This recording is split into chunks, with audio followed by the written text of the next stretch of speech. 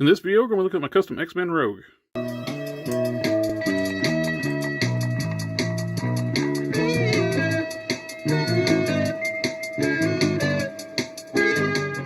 This custom started out was basically using some leftover parts I used back in a good while back, several years ago.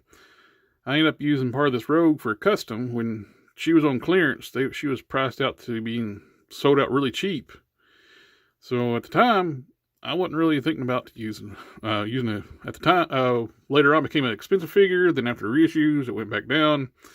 So I had parts of this in my fodder box. I ended up using the jacket and the arms and stuff for a custom. So I had an armless, jacketless Rogue sitting in my fodder box. I have an untouched Marvel Legends Rogue here. Got the original jacket, the arms, everything on this one. Original head, and I got the one that's mixed with a Marvel Select. I bought the Marvel Select. I'm not big on collecting that scale figure, but I saw potential in the parts. I'm using the Marvel Select arms, head, belt, hands on the Marvel Legends body. With a few little tweaks, I was able to make all those parts work. Also, too, since this is going to be a custom, I ended up gluing all these bands and straps on the legs. That's one of the annoying things with the Marvel Legends Rogue. These things are constantly falling down, getting out of position, so I'm going to just glue them in place on this one. One problem you got with you try to use the Marvel Select head on the Marvel Legends body, it's going to sit too low on this without any kind of modifications. I made this back before I started using O-rings and stuff on my customs, so I made an adapter. I took a neck piece from another fodder figure, hollowed it out to make an extension piece for the head. So I can pop it on here, and actually gives it a little more range of movement too by lifting that up. That makes the head sit up a little higher where it should be as well. With the jacket, it was easy enough. I ended up gluing it in place because with the Marvel Select being bigger scale figures, it wasn't laying right, so I'll make sure to glue it along the side so it sits fine. It's been a while since I actually made this custom.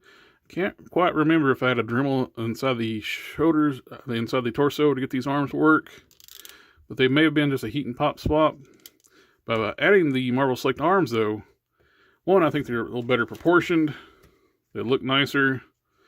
Plus there's more articulation. You've got the bicep swivel up top. Double jointed elbows, so she's got a lot more range of movement in the elbows. The only thing I had to do to make it look right, where this is for a 7-inch scale figure, I shortened the forearms. I basically just took a knife and just cut them off the end, and then I re-drilled the forearms for the wrist pegs. The only paint work I did was on the neck adapter and on the gloves. I color matched the gloves. The Marvel Select one has the real pale yellow, like a lot paler yellow. This has got more the orange yellow, so I paint all the hands to match the Marvel Legends body. So all these are color matched.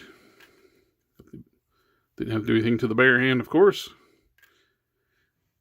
But we got a nice, more classic style Jim Lee Rogue. But anyway, thank you for taking the time to watch the video. Like, share, comment, subscribe, and I'll catch y'all next time.